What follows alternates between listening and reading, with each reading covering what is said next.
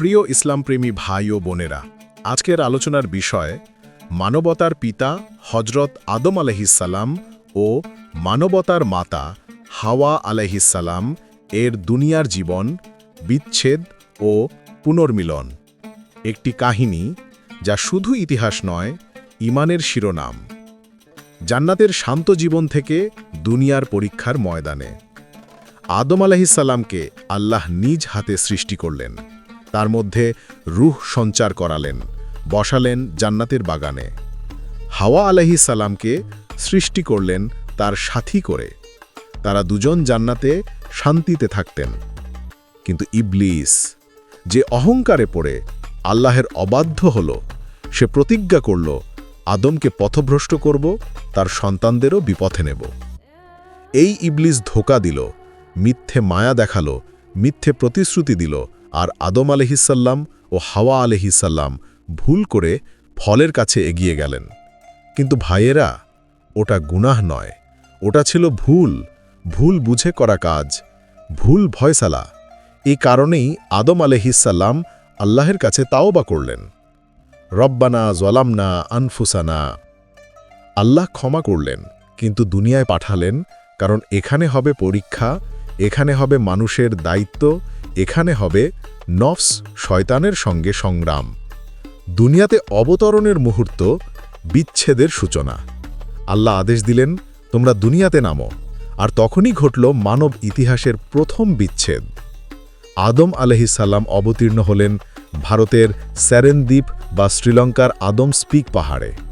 হাওয়া আলাইহিসসালাম অবতীর্ণ হলেন আরবের জেদ্দা অঞ্চলে। এ কি কষ্ট! দুজন সঙ্গী যারা জান্নাতে পাশাপাশি থাকতেন, আজ দুনিয়ায় দূরে। কে কোথায় আছে জানেন না, কোথায় যাবে তাও জানেন না। প্রায় 40 দিন পর্যন্ত আলাদা ছিলেন, কেউ কারো দেখা পাচ্ছেন না। এ ছিল ধৈর্যের পরীক্ষা, এ ছিল দোয়ার পরীক্ষা, এ ছিল আল্লাহের দিকে ফিরে আসার পরীক্ষা। পর্ব ৩, পুনর্মিলন, জাবালে রহমার ময়দানে। একদিন আল্লাহের নির্দেশে আদম আলাইহিসসালাম চললেন পশ্চিম দিকে। হাওয়া আলাইহিসসালামকে দিলেন ইলহাম, তুমি যাও পূর্ব দিকে। এভাবে দুজন চলতে চলতে আরাফার প্রান্তে জাবালে রহমা নামক পাহাড়ে এসে মিলিত হলেন। এই পাহাড়ে দাঁড়িয়ে আদম আলাইহিসসালাম অনুভব করলেন, আমার রব কত দয়ালু। সেই স্থানে তিনি তাওবা করলেন, দোয়া করলেন। এ কারণেই হজের দিনে আরাফার ময়দানে দাঁড়ালে আল্লাহ ক্ষমা করেন, কারণ এখানেই মানুষের প্রথম ক্ষমা গ্রহণ হয়েছিল। মানব ইতিহাসের প্রথম মিলনও হলো এখানেই। পৃথিবীর প্রথম পরিবার পূর্ণ হলো এখানেই। এই পাহাড়ের নাম কেন জাবালে রহমা? কারণ এখানেই আল্লাহের প্রথম রহমত অবতীর্ণ হয়েছিল। পর্ব ৪, দুনিয়ার জীবন, মানব সভ্যতার সূচনা। পুনর্মিলনের পর শুরু হল তাদের দুনিয়ার জীবন। আদম আলাইহিসসালাম নবুয়ত পেলেন।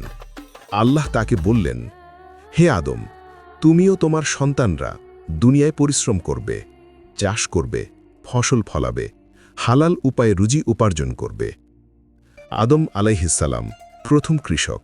তিনি জমি চাষ করা শিখলেন, ফসল উৎপাদন শিখলেন, প্রাণী পালন শিখলেন। হাওয়া আলাইহিসসালাম প্রথম মা। তিনি জন্ম দিলেন সন্তান। প্রতিবার জন্ম নিত এক ছেলে ও এক মেয়ে। মানবজাতির বিস্তার এভাবেই শুরু হল। পর্ব ৫, প্রথম ফিতনা, হাবিল ও কাবিল। মানুষ দুনিয়ায় আসতেই শয়তানও কাজে নেমে গেল। হাবিলের তাকওয়া, কাবিলের হিংসা। শেষে কাবিল হত্যা করল নিজের ভাইকে। এটাই দুনিয়ার প্রথম রক্তপাত।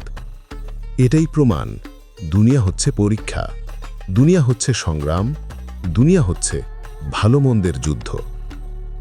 আদম আলাইহিসসালাম এর দাওয়াতি জীবন ও ইন্তেকাল।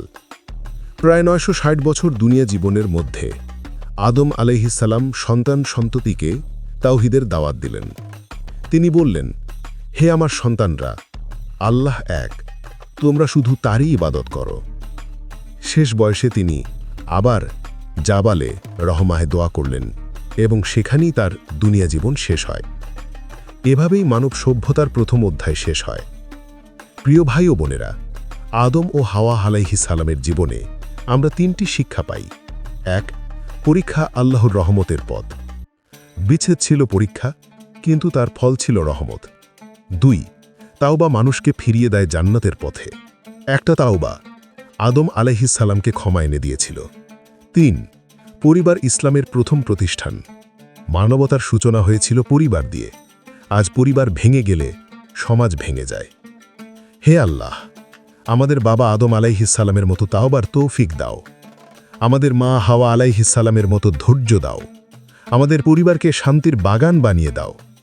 আমাদের সন্তানদের হাবিলের মতো তাকওয়াওয়ান বানাও। কাবিলের পথ থেকে হেফাজত করো। হে আল্লাহ, দুনিয়া আখেরাতের সব ফিতনা থেকে আমাদের রক্ষা করো। আমিন ইয়া রাব্বাল আলামিন।